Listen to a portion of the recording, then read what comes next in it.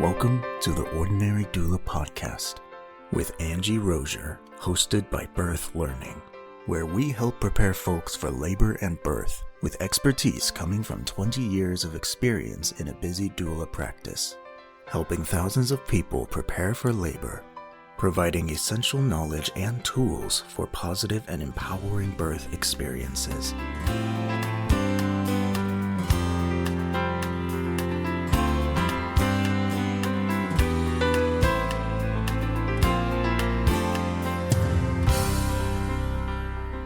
Hello and welcome to the Ordinary Doula Podcast. I am Angie Rozier and I'm your host, and I'm so glad to be with you here on today's episode. So today I want to talk about 3 P's, I'm going to call them. People, place, and policy.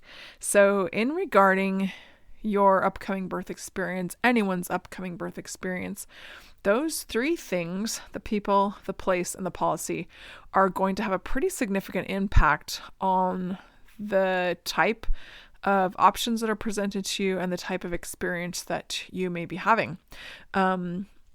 It's interesting to articulate kind of what is missing in some hospital systems and illustrate why people recognize the need to bring in their own dedicated support. That's why I have a job. That's why doulas exist, is because something is missing in systems, and there's kind of, they've dropped a piece of care that people need to create for their own. Hence, we have labor support, professional labor support, as well as family and friends labor support. So people, place, and policy. Your experience will definitely be impacted by people, place, and policy. Let's talk first about people. The people involved with your experience, of course, are going to be you and your chosen support person or persons. Maybe that's going to be a partner, a sister, a mom, a friend. Your people will also include a provider, whether you have selected a midwife or a doctor to be your main caregiver. And the people are also going to be the ancillary staff at whatever you've chosen to give birth, whether that's a hospital or a birth center or home. So hopefully you've chosen some good support people. If you know that your inner circle, your partner, your sister, your mom, your friend is not going to be good in some aspects of this, maybe you want to consider expanding your team a little bit and getting the support that you are looking for. Just today, I was speaking with a friend and client who's become a dear friend, and her partner has been with her and been involved in all of her deliveries. But just today she said, he sucks. And he thinks he's doing a great job, but he just, I need somebody who's been through it. While he's very attentive and very intelligent and very supportive, she finds the need to have somebody who has a little bit broader vision about that. So that's why she hires doula support. So hopefully you have a good partner. And if you don't, how can you enhance that partner's role or kind of accelerate that partner's role? Whether by education, by preparation, that's certainly possible. Learn a few things together, take a class, do some preparation, study some apps together, make sure you know what's going on, read some books together, do some preparation, pull this partner on board so to their comfort level. Some of them are going to be really good about the technical stuff. Others will be really good about you and connecting to you. You know who you're working with. So, and hopefully you have an idea of what it is that you want. Other people, providers, hopefully you have a provider that you like. Hopefully you have a provider that you trust and can build a relationship with. So many times now we have provider groups where you might cycle through and see different providers throughout a pregnancy, and you're not building that connection and having that continuity of care. But hopefully you're able to kind of get a touch points with the people who may be there, the provider that might be there to deliver your baby. But understand that, know that people, that important people that you've chosen, a provider might not be the one who is there to manage your labor or to deliver your baby. Very common.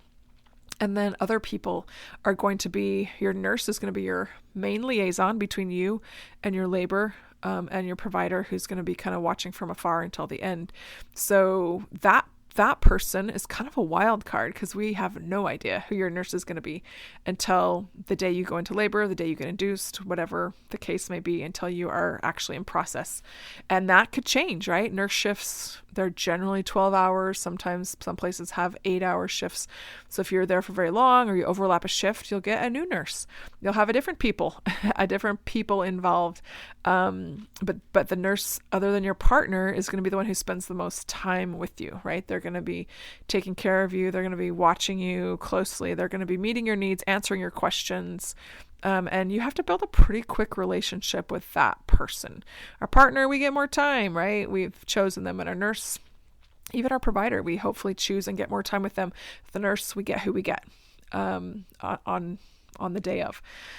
And it can change. So make good friends with your nurse, get to know them, appreciate them for their role. Another people that might be involved is other family members, whether you have a mom, a sister, a neighbor, a friend, a child. Maybe you have a child that you want to be there at the delivery. Those are other people. And consider how they're going to impact your situation. And you want people's impact to be positive. And then a doula. Hopefully a doula is someone that can be on your team as well. A doula is an incredibly pivotal role to the team because they can bring it together. They can make up for where the partner might be missing some experience or empathy or in-body experience even. Hopefully you're fortunate enough to be able to have a doula on your team. They can be a liaison between what you want and some hospital staff. They can help you articulate what you want, help you understand and know your options. They can involve your other team members as you want them involved, as far as like if you have a sister, mom, friend who might be there, they can accentuate and enhance their roles as well. And then hopefully they can also help you with your staff. I always like when I'm at a birth to make a really friendly space, like a really amicable space for the entire team. So we welcome everybody onto the team. Of course we got a mom on the team and her partner. And then when the nurse comes on, we welcome her onto the team and appreciate everyone for their role. You might have like somebody drawing labs who comes in. You might have a housekeeper change the garbage. There's going to other touch points that might come on, but people are important to your experience. So consider who it is you have around you and what you expect from them. And if they can do that, we can't have unrealistic expectations of folks. So sometimes we need to shift or create roles in order for our expectations to be possible with the people we have around us. Next, P is place. So the place you're going to be when you are in labor and delivering a baby has a lot to do with the experience of it. It definitely impacts what your experience will be like. So if you're at home, you're going to have one type of experience where it's quite autonomous. Like people giving birth at home are very independent. They kind of know what they want. They have a lot of autonomy to make a lot of choices, and they invite their team into their home. We also have birth centers. Birth centers we know are much more comfortable and home-like than a hospital, but you're still going into another space or traveling somewhere, right? Traveling somewhere to go deliver. And usually with birth centers, you're not there very long afterwards. They like you to come in active labor. They don't take you extremely early in labor in most cases. They're not going to what they call labor sit or labor watch when early labor is happening, and a lot of that can be done at home. And then, of course, we have hospitals is our most common place in the United States that people are delivering to the tune of 95+%. It depends on what state or what region you live in, but anywhere from 99 to about 92% of deliveries are in hospitals, so extremely common. Now, you may have different hospitals available to you by insurance or by geographical location, and get to know that place. Like, ask about the people who work there and kind of get to know the place. If you can take a tour, awesome. Sometimes it really helps if you can visualize where you're going to be, if you can envision the labor and delivery unit or the postpartum unit. Maybe some hospitals have them combined and it's both. But if you can see in your mind where you're going to be, sometimes that is helpful. Some hospitals have virtual tours where you can get online and kind of do a virtual tour. So again, walking in, you kind of have an idea of where you're going, what it's going to look like. But that place has a lot to do with your experience. And you want to be comfortable in that place. Some people are much more comfortable at home. Some people are much more comfortable in a hospital. Everyone's a little bit different about that. Some people want to be at home in early labor and then, shift to their birth center or hospital in later labor. And place, of course, has a lot of physical representation to us. And I always encourage my clients to make that space their own, whether they're at a generally, especially in hospitals, like home, that is your space, right? You've chosen a lot of the environment of your home, but at a birth centers are generally quite beautiful. They have a really nice aesthetic component to them on purpose. They want to feel very comfortable, look very comfortable, and have some pretty good amenities, if you will, specific to childbirth and labor. Some hospitals do that as well. They might have certain rooms that they reserve for people who are going unmedicated. They might have certain rooms, and I've seen that in many different hospitals, where they'll have these awesome tub rooms. We kind of save those for our people going unmedicated, or in those rooms they'll have extra cute aesthetic things, which I think they can make every room kind of cute and aesthetic. But they might have I have seen hospitals where they have plants or cute pillows or oil diffusers in specific rooms to kind of create a better ambiance and give clients more options. So kind of be aware the place you're going and what they have available, and then feel free to take with you to that space, that place, anything to make that your own, whether that's, think of the 5 senses. If you want to put a different blanket on the bed, that changes the room a lot. If you want to bring your own lighting, you have pretty good lighting options in hospitals, but some people, just this week, I met with a couple who, as we were creating their comfort measures and their coping plan, they have a gorgeous lamp that they got on their honeymoon in Istanbul. And it's blue. Both of their favorite colors are blue. And it's this absolutely gorgeous, it's small, it's very travelable. That's what they want to bring to their hospital room to help it be their own space. So make that space your own. Kind of consider the space and how you can personalize it. When you do that, you set the tone for the room you're going to be in. Even in a big hospital system, even in a place where we feel like we don't have much control, where there's a lot of policies around people's behaviors and parameters around which we can practice, and rules, lots and lots of rules. Set the tone for your room. How do you want your room to feel? Like, give some intention to your immediate place and space and how you want that to feel. And you can bring music or scents or colors or items. Some people will bring, I had a couple years ago, this mom brought floral arrangements. She had 4 different beautiful floral arrangements that at the end she gave to her nurses, her midwife, and to her doula, which was super sweet. And it just changed the room. So consider what you want to take to make that place your own. And then our next P is policy. So we got the people, we got the place, and then we have the policy. Now the place can be very impacted by the policy. The policy can be very impacted by the place. And likewise, policy can be impacted by people, and policies impact people. So depending on who makes decisions at the place you have decided to give birth at will determine policy. And it's wild to me how policy changes from one hospital to the next, where they can be 10 minutes apart from each other driving, but years apart in policy. Some policies are very archaic. Some policies are really up to date and evidence-based. But be aware of the policies of where you give birth. And how do you find out policies? So I call this also culture, right? The culture of a place is the people, the place, and the policies, how they all intertwine and are going to impact the experience.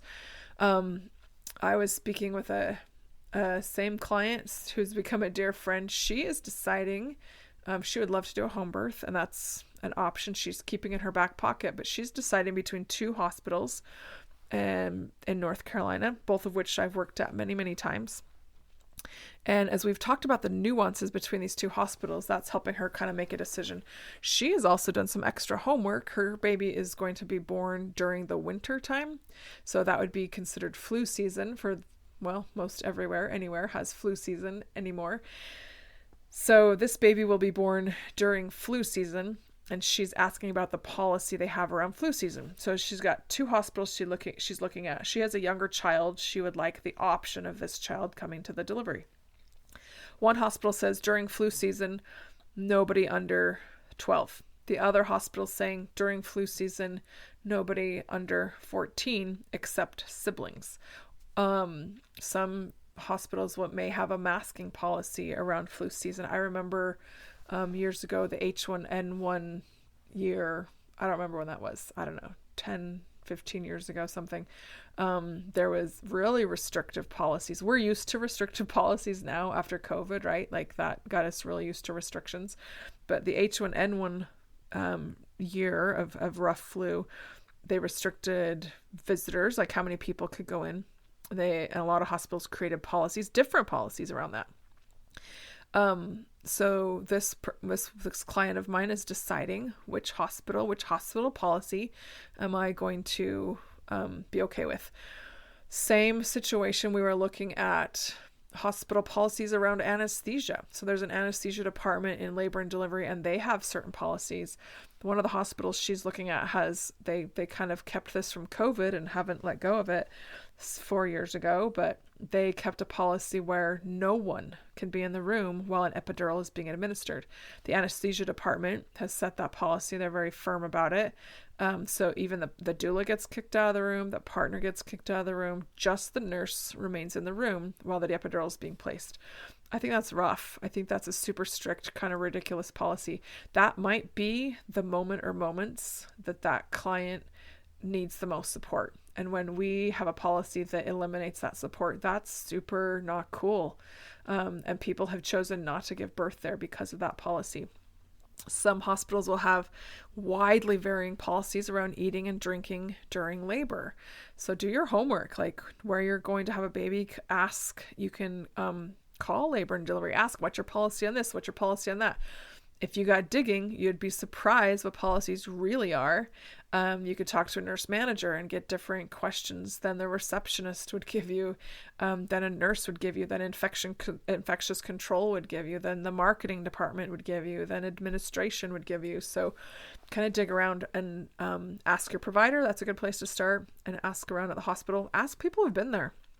Ask friends or relatives, family or neighbors who have delivered at this hospital what their experience was like surrounding certain things. And honestly, policies are not upheld perfectly. You might have someone enforce a policy very differently in one case, and then the next week enforce it, totally opposite.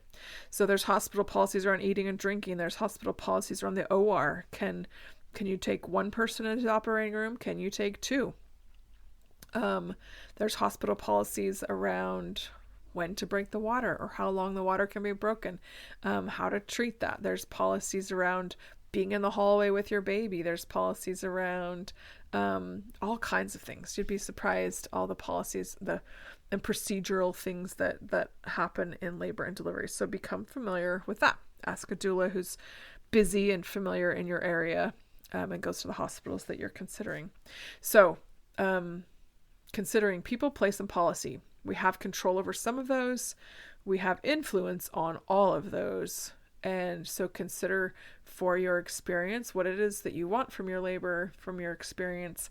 How can you best be set up to get that for success, for enjoyment, for empowerment, and go about putting things into place, making shifts so that you can get the type of birth experience that you are hoping for, considering people, place, and policy, because they'll have a big impact.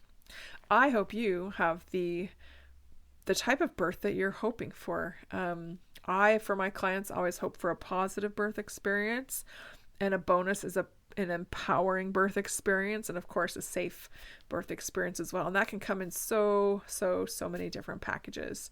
Every situation is a little bit different. So consider your situation, what is important to you. That wraps it up today for the Ordinary Doula Podcast. Again, this is Angie Rozier. Thank you so much for being with us today. Hopefully you can go reach out and connect with another human being today. Find somebody to connect with and share a little piece of joy today. Hope you have a good one, and we will hear you, see you, feel you next time. Thanks, and bye.